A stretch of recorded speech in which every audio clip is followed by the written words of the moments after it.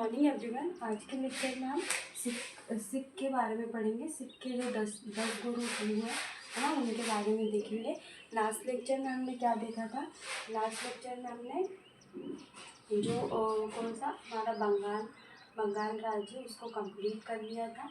मैसूर को हम सिखों के बाद पढ़ेंगे, है ना। मैसूर को सिखों के बाद इसमें हैदर अली और टीपू सुल्तान, है ना, ये बाद में पढ़ेंगे, क्योंकि सिखों का हमें कम से कम 4 से 5 या 6 ही वीडियो लग जाएंगे, है ना।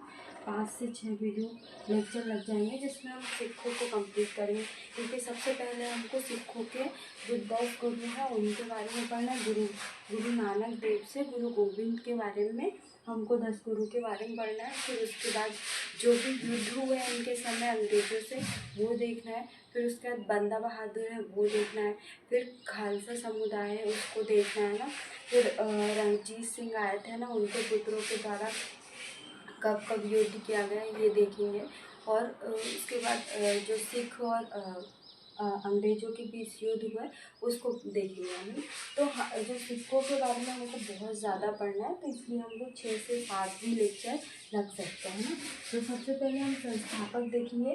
तो आज के लेक्चर में हम संस्थापक गुरु नानक देव के बारे में पढ़ेंगे, गुरु अंगद के बारे में, और गुरु रामदास और गुरु अमरदास, है ना। तो चार गुरुओं के बारे में हम देख लेंगे, फर्स्ट, सेकंड, थर्ड और फोर्थ, है ना।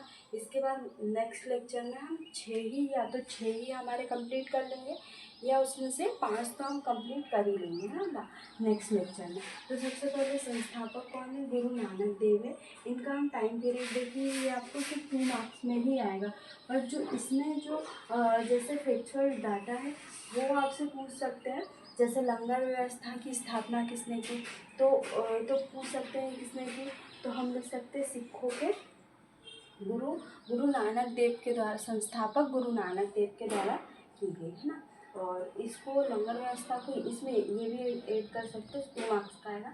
तो लंगर व्यवस्था को नियमित करने का श्रेय गुरु अंगद को जाता है ना। तो ये 2 चीज़ें हमारी ऐड हो जाएगी, क्योंकि ऊपर से हमसे लंगर व्यवस्था पूछेंगे ना। तो लंगर व्यवस्था का हम लिख सकते हैं इसके बारे में। और जो लंगर व्यवस्था है उसमें क्या भोजन निःशुल्क भोजन रहता है ना। तो ऐसे हम इसको लंगर व्यवस्था में लिख सकते हैं ना अच्छे से, कि स्थापना किसने की और नियमित करने का किसको श्रेय जाता है? गुरु अंगद, है ना। तो संस्थापक देखें गुरु नानक देव, जिनका टाइम पीरियड देखेंगे 1469 से 1539 ईस्वी तक इनका शासन रहा है, और ये रहे थे, है ना। इसके बाद इनका जन्म कहाँ पे? तलवंडी, वर्तमान में ये ननकाना साहब पाकिस्तान, है ना। ये सिखों का पवित्र स्थान माना जाता है, चाहे सिख धर्म का सबसे पवित्र स्थान माना जाता है। और इनकी मृत्यु कहाँ पे? करतारपुर में हुई, है ना। इसके बाद अगर हम देखें तो ये पहले गुरु थे इन्होंने क्या नानक पंथ चलाया था। क्या चलाया था? नानक पंथ, है ना। तो इनके बारे में हम ये भी लिख सकते हैं, नानक पंथ चलाया। और इनके शिष्य कौन थे? लहना थे, उनको उत्तराधिकारी बनाया था ना। इसके बाद इनके द्वारा लंगर प्रथा का प्रारंभ किया था ना। तो लंगर प्रथा का प्रारंभ नानक प्रथा चलाई थी, है ना, पंथ चलाया था। और गुरु गोविंद की वाणियों का संकलन किसमें? आदि ग्रंथ में। किसमें है? जो गुरु गोविंद की वाणियाँ लिखी हुई है वो किसमें है? पवित्र ग्रंथ। जैसे हिंदू धर्म का पवित्र ग्रंथ कौन सा है? महाभारत और रामायण। उसी प्रकार सिखों का क्या है? आदि ग्रंथ, जो कि गुरु गोविंद की वाणियाँ उसमें लिखी हुई है ना। इसके बाद गुरुमुखी नामक नई लिपि किसने चलाई? गुरु अंगद ने, है ना। हम ये आगे पढ़ेंगे। तो हमने गुरु नानक देव में क्या क्या पढ़ा? इनका जन्म देखा कहाँ पे? तलवंडी, वर्तमान ननकाना साहब पाकिस्तान, और मृत्यु करतारपुर, है ना। इसके बाद पहले गुरु इन्होंने नानक पंथ चलाया, और शिष्य कौन थे? लहना थे। और उसके बाद लंगर प्रथा का प्रारंभ किया, और गुरु गोविंद की वाणियों का संकलन आदि ग्रंथ में है ना। और इसको तो हम आगे पढ़ेंगे कि गुरुमुखी नामक नई लिपि किसने चलाई? गुरु अंगद, है ना। तो नेक्स्ट हमारा गुरु अंगद ही रहेगा। इनका टाइम पीरियड देखिए 1539 से 1552 तक इनका शासन रहा है। और इन्होंने क्या लंगर व्यवस्था को नियमित करने का श्रेय नहीं हो जाता है ना। तो फिर हम आपसे पूछ सकते हैं कि गुरु अंगद के बारे में बताइए। तो लंगर व्यवस्था को नियमित करना और गुरुमुखी लिपि के आविष्कार का श्रेय भी किसको जाता है? गुरु अंगद को। इसके बाद हम देखेंगे गुरु अमरदास। गुरु अमरदास का टाइम पीरियड का 1552 से 1574 तक इनका टाइम पीरियड रहा। ये भी आपके 2 मार्क्स में पूछ सकते हैं। गुरु अमरदास के बारे में बताइए। और ये सिखों के हमको जो नंबर है वो याद रखना है। सिखों के तीसरे गुरु है ना, हम ऐसे करके लिख सकते हैं। हम अपने आंसर को जितना भी, मैं आपको अब ऐसा करूँगी कि सबसे लास्ट जो लेक्चर रहेगा उसमें रिवीजन के साथ साथ आपको क्वेश्चन आंसर का जो फॉर्म है कि आपको कैसे लिखना है, वैसे तो आपको मैं बता ही देती हूँ, उसी फॉर्म में आपको पढ़ाती हूँ। पर मैं आपको क्या जो क्वेश्चन लिख दूँगी है ना कुछ भी, और फिर मैं आपके सामने ही उसका आंसर लिखूँगी कि हमको ऐसे लिखना है ना। और ऐसे ही 7 मार्क्स का हम देख लेंगे और एक 11 मार्क्स का ना, 2 मार्क्स को देख लेंगे 2 क्वेश्चन, और एक क्वेश्चन 7 मार्क्स का और एक 11 मार्क्स का देख लेंगे ना। और उसमें हम टाइम भी देखेंगे ना कि टाइम हमको कितना चाहिए ना। हमको 1 सेकेंड कितने मिनट में या कितने 3 मिनट में हमको 7 नंबर का क्वेश्चन लिखना है। और 11 मार्क्स के लिए हमको 5 मिनट इनफ है ना, 5 मिनट लिखना। और इसमें तो हमको 2 मार्क्स में सिर्फ 15 सेकेंड चाहिए ना, 15 से 30 है ना। गुरु अमरदास 1552 से 74 तक है ना, बिना लंगर खाए गुरु के दर्शन नहीं कर सकते। इन्होंने ये क्या किया था, ये जो नियम ये बना दिया था कि अगर किसी ने लंगर नहीं खाया तो वो गुरु के दर्शन नहीं कर सकते।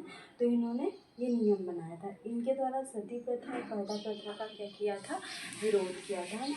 और इन्होंने 22 गद्दियों की स्थापना की थी। किसने? गुरु अमरदास ने 22 गद्दियों की स्थापना की थी। और अकबर इनसे मिलने के लिए आए थे। किनसे? गुरु अमरदास से है ना। तो इनके बारे में ये 4 पिक्चर चीज़ें और इनका टाइम पीरियड देखेंगे। तीसरे दिन है ना, तीसरे सिख गुरु और बिना लंगर खाए गुरु के दर्शन नहीं कर सकते। क्या नियम बनाया? सती और प्रथा प्रथा का विरोध किया, 22 गद्दियों की स्थापना। और अकबर इनसे मिलने इनके दरबार में गए थे गुरु अमरदास है ना। इसके बाद गुरु रामदास चौथे गुरु हैं है ना सिखों के। इनका टाइम पीरियड 1574 से 1581 तक था। और इनके समय से क्या हो गया था, गुरु का पद क्या हो गया था, पैतृक हो गया था। मतलब वंशानुगत हो गया था। क्या हो गया था? वंशानुगत हो गया था। और इन्होंने क्या किया था, जो 50 बीघा जमीन पे एक नगर की स्थापना की थी, जिसे क्या बोलते हैं, रामदासपुर नगर कहा। और बाद में यही कौन से, अमृतसर के नाम से प्रसिद्ध हुआ ना, जो कि अमृतसर का मंदिर है उसके नाम से प्रसिद्ध है ना। और इनके पुत्र अर्जुन देव बाद में इनके उत्तराधिकारी बने हैं। तो इनके बारे में क्या है, 2 मार्क्स में टाइम पीरियड के लिए 1574 से 1581। गुरु का पद पैतृक मतलब वंशानुगत हो गया था। 500 बीघा जमीन में नगर बसा था जिसे रामदासपुर, और बाद में अमृतसर नाम दिया है ना। और पुत्र अर्जुन देव उनके उत्तराधिकारी है ना। तो आज के लेक्चर में हम बस 4 ही गुरुओं के बारे में देखेंगे। नेक्स्ट लेक्चर में जितने भी हम कर पाए उतने कर लेंगे। सबसे पहले हमने क्या देखा, गुरु अंगद के बारे में, गुरु गोविंद के बारे में जो कि संस्थापक है। टाइम पीरियड देखा इनका जन्म देखा, तलवंडी में मृत्यु देखी। और पहले गुरु और नानक पंथ चलाया। शिष्य को ने लहना और लंगर प्रथा का प्रारंभ किया। और गुरु गोविंद की वाणियों का संकलन किसमें, आदि ग्रंथ में है ना। और हमें कुछ चीज़ें याद करना ही पड़ेगा ना। गुरुमुखी नामक नई लिपि का किसने किया था, गुरु अंगद ने। इसके बाद गुरु अंगद का टाइम पीरियड देखा हमने। गुरु लंगर व्यवस्था को नियमित किया। गुरुमुखी लिपि के आविष्कार का श्रेय। उसके बाद गुरु अमरदास देखे, ये तीसरे गुरु हैं। इनका टाइम पीरियड देखा। बिना लंगर खाए गुरु के दर्शन नहीं कर सकते, ये नियम बनाया। सती एवं पर्दा प्रथा का विरोध किया, 22 गद्दियों की स्थापना की। और अकबर इनसे मिलने के लिए स्वयं इनके दरबार में गए थे। गुरु रामदास चौथे गुरु, इनका टाइम पीरियड देखा। इनके समय जो पद है वो पैतृक हो गए थे। और इन्होंने 50 बीघा जमीन का पर एक नगर बनाया जिसे रामदासपुर कहा गया है और बाद में यही अमृतसर के नाम से प्रसिद्ध हुआ ना।